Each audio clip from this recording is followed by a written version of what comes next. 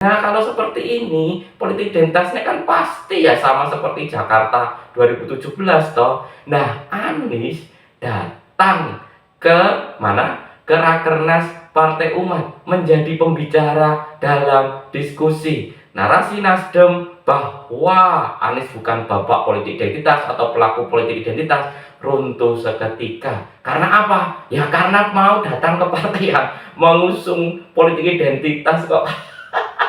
Kasihan kan Nasdem. Air susu dibalas air tuba sungguh ini.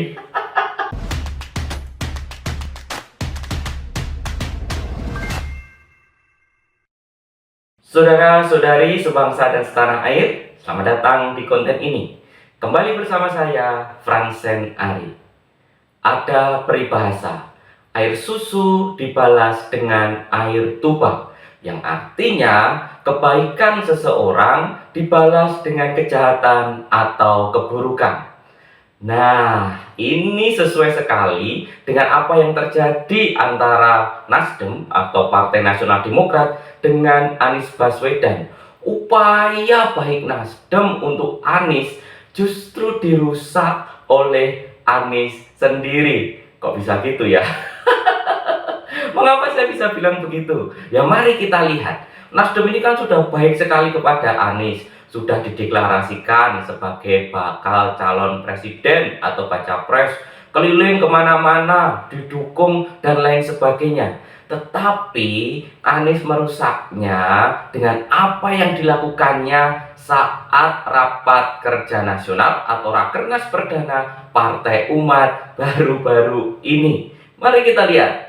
Yang pertama, Anies merusak berbagai narasi Nasdem soal Anies bukanlah bapak politik identitas.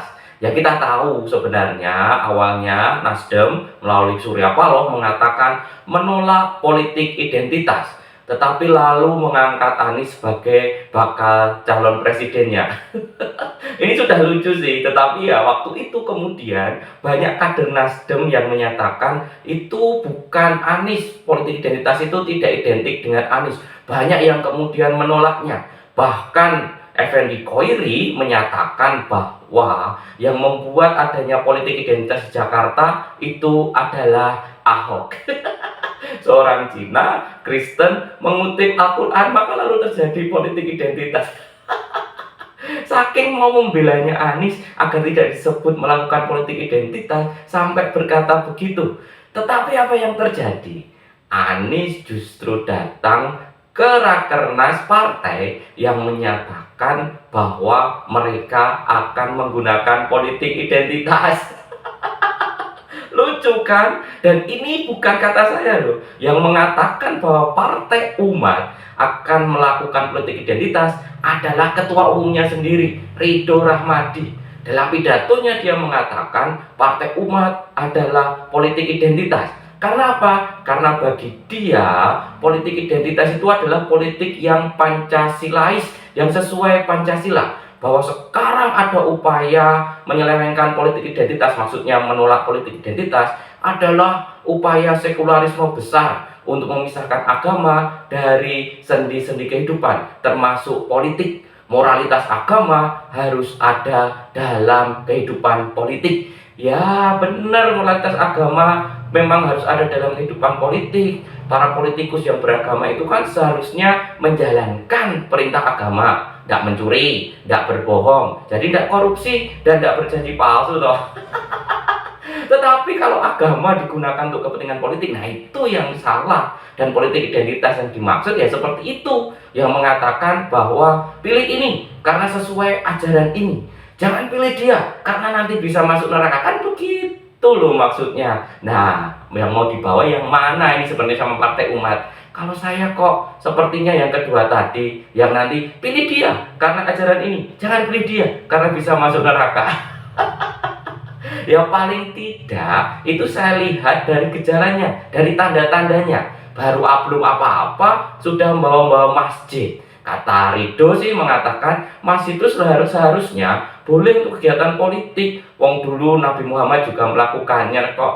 Tuh kan, belum apa-apa loh ini sudah membawa masjid, membawa Nabi Muhammad. Untuk apa? Untuk kemudian mengatakan apa yang dilakukannya itu benar dengan membawa agama. Nah, kalau seperti ini, politik identitasnya kan pasti ya sama seperti Jakarta 2017 toh. Nah, Anies datang ke mana? Ke Rakernas Partai Umat menjadi pembicara dalam diskusi. Narasi Nasdem bahwa Anies bukan bapak politik identitas atau pelaku politik identitas runtuh seketika. Karena apa? Ya karena mau datang ke partai yang mengusung politik identitas kok.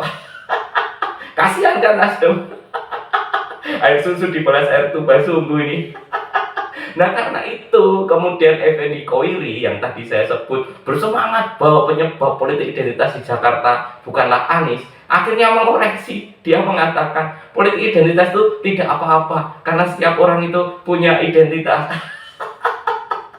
Ya bukan soal itu, tetapi soal itu tadi loh. Pilih dia karena ajaran agama ini. Jangan pilih dia karena bisa masuk neraka dan lain sebagainya. Ya kalau sekarang politik identitas dianggap tidak apa-apa, berarti boleh dong Nasdem dan Anies itu disebut sebagai pelaku politik identitas. Gimana? Deal?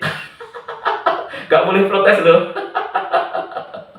Lalu yang kedua yang diruntuhkan oleh Anies adalah ketika dia mengkritik kebijakan pemerintah sekarang soal keadilan sosial.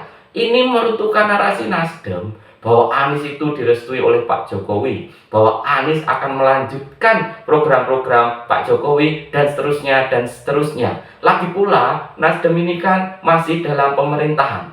Tetapi apa yang dikatakan Anies dalam Rakernas Partai Umat itu, Anies mengkritisi bahwa kebijakan pemerintah sekarang atau dia menyebutnya dalam beberapa dekade ini, kebijakan pemerintah tidak mengutamakan keadilan sosial dan itu yang harus diperbaiki. Nah, ini kan sama saja mengkritik pemerintahan sekarang. Dan ini mengkritik siapa? Ya Nasdem juga. Kan Nasdem bagian dari pemerintah. Dengan pernyataan Anies ini sama saja Anies meruntuhkan narasi Nasdem bahwa Anies direstui Pak Jokowi dan akan melanjutkan program Pak Jokowi. Ya walaupun narasi Nasdem ini lemah sih memang sebenarnya. Nggak ada tanda-tandanya Anies itu bisa meneruskan program Pak Jokowi. Pak Jokowi bekerja, Anies berkata-kata. Pas jadi menteri diganti, ya toh? Menteri Pendidikan diganti. Ketika di Jakarta tidak melaksanakan perintah pemerintah pusat soal normalisasi sungai. Lalu apa? Apa buktinya Anies akan melanjutkan program Pak Jokowi? Kan nggak ada.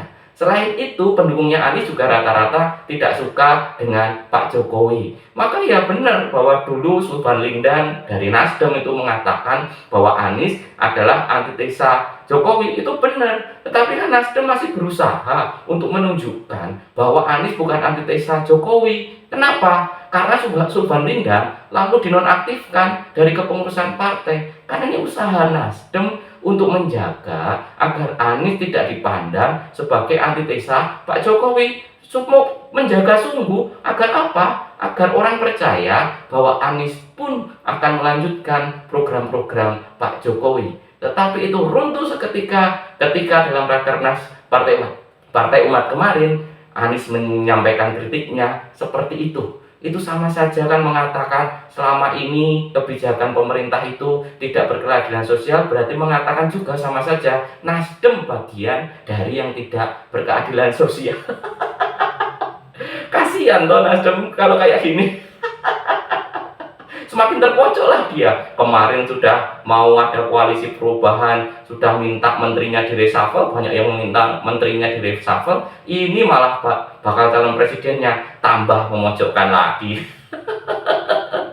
Tapi ya itulah, saya merasa apa yang dilakukan Anies Baswedan dalam Rakernas Partai Umat itu seperti meruntuhkan narasi-narasi Nasdem sendiri soal Anies Baswedan, yang terutama tentu saja soal politik identitas dan soal Anies akan meneruskan program-program Pak Jokowi. Maka air susu dibalas air tuba. Nasdem yang berjuang mengangkat nama Anies agar tidak dinilai sebagai pelaku politik identitas dan sebagai seorang yang akan meneruskan Pak Jokowi, justru dirusak oleh Anies sendiri. Itu saja untuk hari ini. Terima kasih sudah menyaksikan sampai akhir. Semoga memberi inspirasi baik untuk Indonesia damai. Sampai jumpa lagi.